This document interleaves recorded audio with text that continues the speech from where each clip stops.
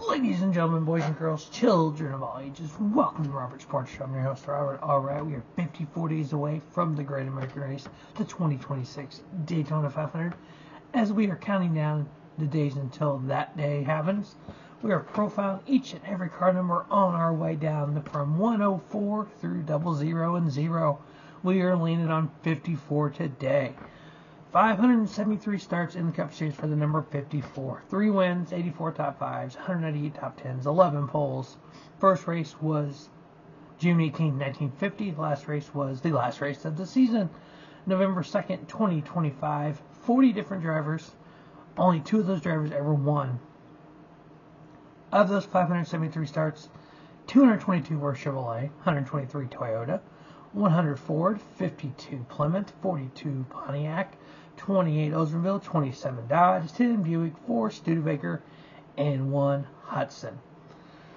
On the Cup side, Jimmy Pardue has the most starts at 178 with 2 wins, 27 top 5s, 78 top 10s, average finish of 13.2. Lenny Pond, 141 starts, 1 win, 37 top 5s, 73 top 10s, average finish of 15.6. Ty Gibbs, 108 starts, 17 top 5s, 32 top 10s, an average finish of 17.9. Now, for Ty Gibbs, if you remember, his first season was kind of a partial season that he took over for the 45 for Kurt Busch, and then he also ran the 23 during the playoffs when Bubba switched to the 45. So Ty does have more starts in Cup than that. That's just in the 45. I know there's a lot of people that complain about Ty Gibbs and because he's Joe Gibbs' grandson, and they do the same thing with Austin Dillon and Nepo babies and all this just crap. I want to say it here, and I've said it online more than once, if you don't like Ty Gibbs because of his family connection, his dad drove, his uncle drove, his grandfather owns the team, then I do not ever want to hear you cheer for Dale Earnhardt Jr., Dale Earnhardt, talk about Davey Allison whatsoever, talk about Lane Riggs, talk about any other son, grandson of a NASCAR driver or owner. Because you can't say that about one and not about the other. Because remember, Dale Earnhardt Jr. is only in NASCAR because of his dad. Matter of fact, Dale Earnhardt's only in NASCAR because of his dad. Kyle Petty is only in NASCAR because of his dad. Richard Petty is only in NASCAR because of his dad. So it's either all or none. You can't just pick and choose. Well, this one shouldn't be here because his family connection, but this one should be here. No. If you're gonna Nepo baby shit, it's all or none. But anyway, I digress.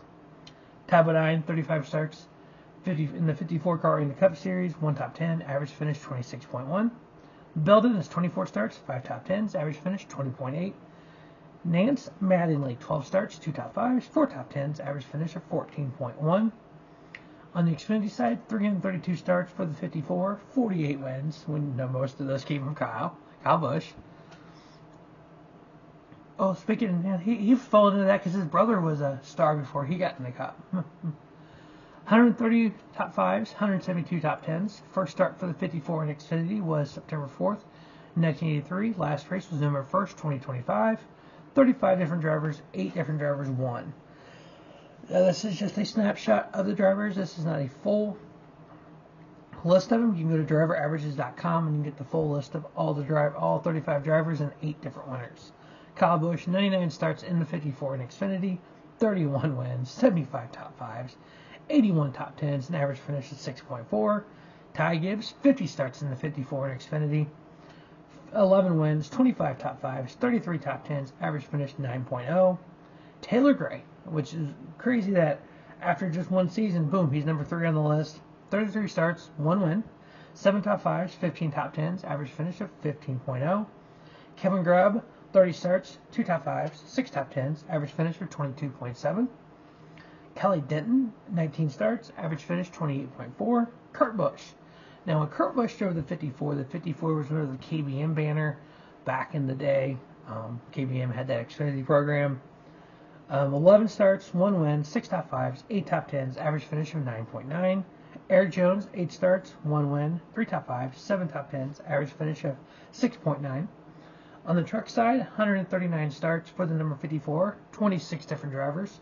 The 5 wins came from 2 different drivers. 19 top 5s, 43 top 10s. First race was February 5th, 1995. The last race was April 16th, 2022. Bubba Wallace leads the way with 43 starts in the 54 in the Truck Series, and that was all for KBM. 4 wins, 13 top 5s, 25 top 10s, average finish 11.0. Natalie Decker, 19 starts, average finish 22.2. Brian Stockwell, 17 starts, average finish 23.6. Justin Boston, 9 starts, 4 top 10s, average finish 15.8. And Christopher Bell, 6 starts in the number 54 in the Truck Series, 1 win, 1 top 5, 2 top 10s, average finish of 13.0. So we are counting down our way to the 2026 Daytona 500. We are 54 days away from that.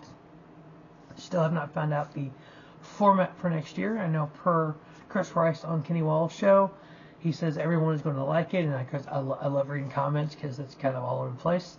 Here's the thing. No matter what the format is, you're going to find people who like it. You're going to find people who hate it. No matter the format. You go back to the full season points, you're going to have people that don't like it. You can do, you basically just go back to the same as last year. You're going to find people who like it, people who don't.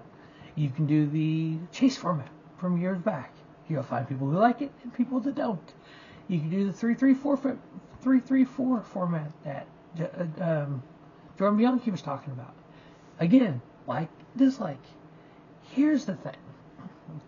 Everyone hates, it comes down, I hear this so much, it comes down to one race. Well, we constantly talk about in 1992, it came down to one race. So where's the problem here? We do full season points, there's a good chance it comes down to one race. That one race decides it all. Well, but we had 35 races to get there, so it's different. Not really, because let's just go with Denny Hamlin has a 25-point lead going into the finale. And he's leading with 3 laps to go. And caution comes out. Everybody comes in the pits, takes 2 tires. He takes 4 tires. This scenario sounds familiar, doesn't it? He goes back on track. Restart. Well, we all know chaotic restarts. Somebody turns him. He wrecks. We rack him again, do it again, go into overtime. Well, then he's parked. His car's done. He finishes, I don't know, let's just say 32nd. Kyle Larson goes on to finish 6th. He just made up those points. 1 point per position. He just won the championship. Wait, that can't happen. It's one race.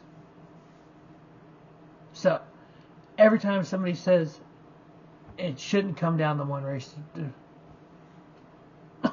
you can have scenarios where somebody could dominate that last race and not win the championship, no matter the format. So this whole, it shouldn't come down to one race.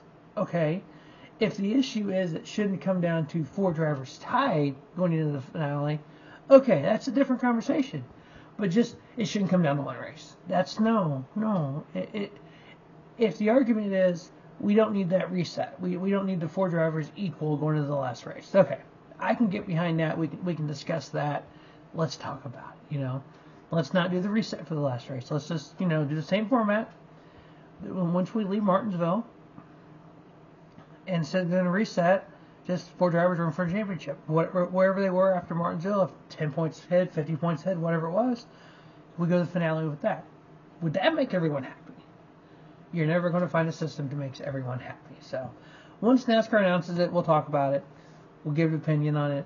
Obviously, people will love it. People will hate it. People will be able to say this is stupid because of no reason in particular, just because they don't like it. It's not the good old days. This whole, the good old days, Well, they're the old days for a reason. I mean, everyone in Kansas City's in an uproar over the Chiefs moving across the state line and getting a new stadium. They rebuilt Yankee Stadium, so Stadiums get tore down all the time. The good old days. Those are the old days. That's why they're the old days. But anyway, I digress. 54 days away from Daytona. Once they get the format, we'll talk about it. Other than that, just have a great day. Have a spiffy day. Robert Sports Show, your YouTube leader in sports channel content.